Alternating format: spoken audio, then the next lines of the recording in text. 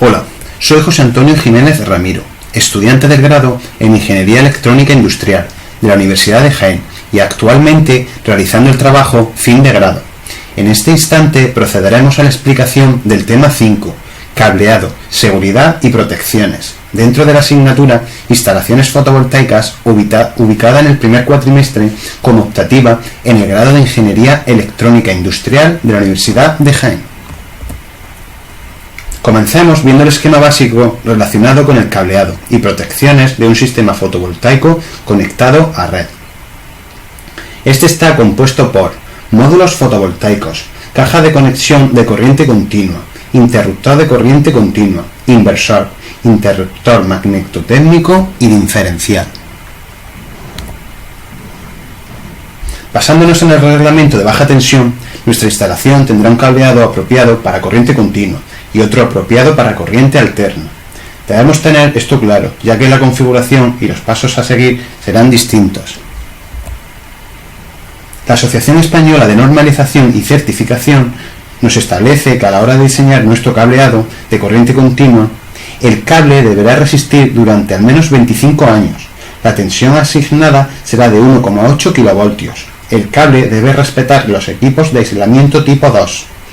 Ser capaces de resistir un rango de temperaturas entre menos 40 grados y 90 grados centígrados, resistentes a las inclemencias meteorológicas y cableado que no propague el fuego y que esté libre de halógenos.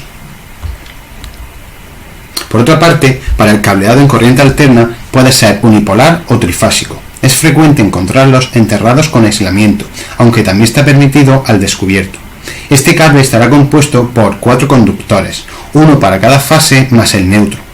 Para más información, consultar la norma establecida de la Comisión Electrotécnica Internacional, IEC. En los sistemas fotovoltaicos conectados a red se ha establecido una sección mínima de 4 mm², pero si queremos realizar criterios más restrictivos, podemos basarnos en el criterio de la máxima intensidad admisible por el cable en régimen permanente, la intensidad máxima de cortocircuito y la máxima caída de tensión permisible en el cable. Hablamos ahora de los dos primeros criterios. En el criterio de la máxima intensidad admisible por el cable de cada rama debe soportar 1,25 veces la intensidad de cortocircuito, en condiciones estándar de medida del módulo. El mismo criterio se utilizará para la parte de cableado en continuo. Sin embargo, utilizando el criterio de la máxima caída de tensión permisible en el cable, se establece que, en el tramo de corriente continua, la caída de tensión en condiciones estándar de medida no supera el 1,5% y que la caída en la parte de corriente alterna no ha de exceder el 1,5% de la tensión nominal del inversor. Veamos ejemplos de secciones determinadas del cable, basándonos en el criterio de la máxima intensidad admisible. Si realizamos el criterio de la máxima caída de tensión admisible en el cable, para el tramo de corriente continua tendríamos que diferenciar entre el cálculo para una rama o cálculo para varias ramas en paralelo. En ambos utilizamos la misma fórmula, con la salvedad de que para el cálculo de varias ramas la sección mínima del cable principal en continua es directamente proporcional al número de módulos en paralelo e inversamente proporcional al número de ramas. Para el tramo en alterna, si queremos utilizar este mismo criterio, tendríamos que saber con qué tipo de inversor estamos trabajando y aplicar las fórmulas para un inversor monofásico o trifásico. Hablemos ahora de la protección de equipos. En la parte de corriente continua debemos diferenciar entre protecciones frente a sobretensiones, las cuales recalcaríamos el pararrayos, la conexión equipotencial y los varistores, y las protecciones frente a sobreintensidades, los cuales como protecciones estarían incluidos los fusibles y los interruptores magnetotérmicos. Veamos en este esquema dónde se situarían las protecciones para sobreintensidades y para sobretensiones.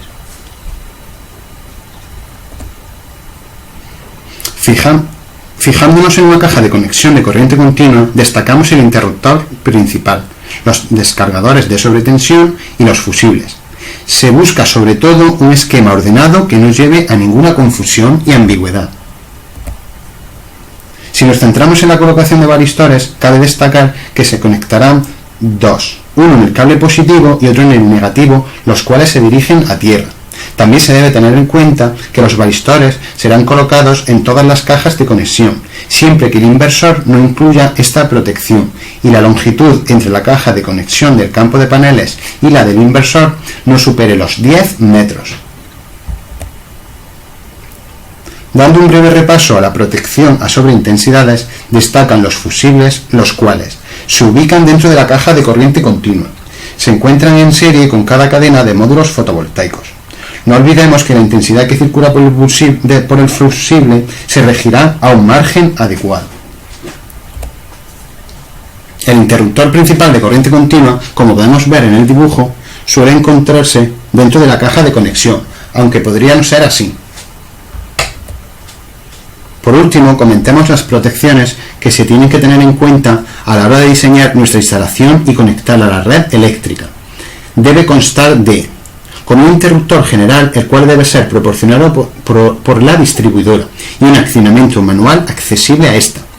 Un interruptor diferencial para la protección de las personas. Una separación galvánica entre el generador fotovoltaico y la red de distribución de baja tensión. Relés de protección. Y un interruptor automático de interconexión para los casos en los que se produzca una pérdida de tensión o frecuencia en la red. Por último, expliquemos la protección frente a personas. Es un tema muy delicado, que debe llevarse con mucha rigurosidad. Frente a contactos, tanto directos como indirectos, la configuración flotante es la más adecuada. Observemos la configuración flotante en contacto directo.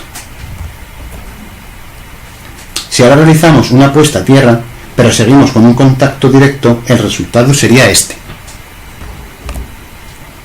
Por último, para que este tipo de protecciones quede lo más claro posible, de un extracto obtenido de don Pedro Gómez Vidal, profesor de la Universidad de Jaén, el cual enfatiza la protección de contactos directos, indirectos y del generador fotovoltaico flotante. Para una protección de contactos directos, utilizaremos barreras o envolventes, las cuales no aislarán de las partes activas. Además, en configuración flotante usaremos un controlador de aislamiento que nos avise en caso de emergencia. Sin embargo, si utilizamos una configuración ligada a tierra, tendremos que tener en cuenta la incorporación de un dispositivo que detecte si se da algún contacto peligroso y elimine la tensión en caso de darse una corriente peligrosa. Para una protección de contactos indirectos, tenemos que tener en cuenta que se realizará un corte de alimentación para así asegurar una tensión por debajo del límite convencional.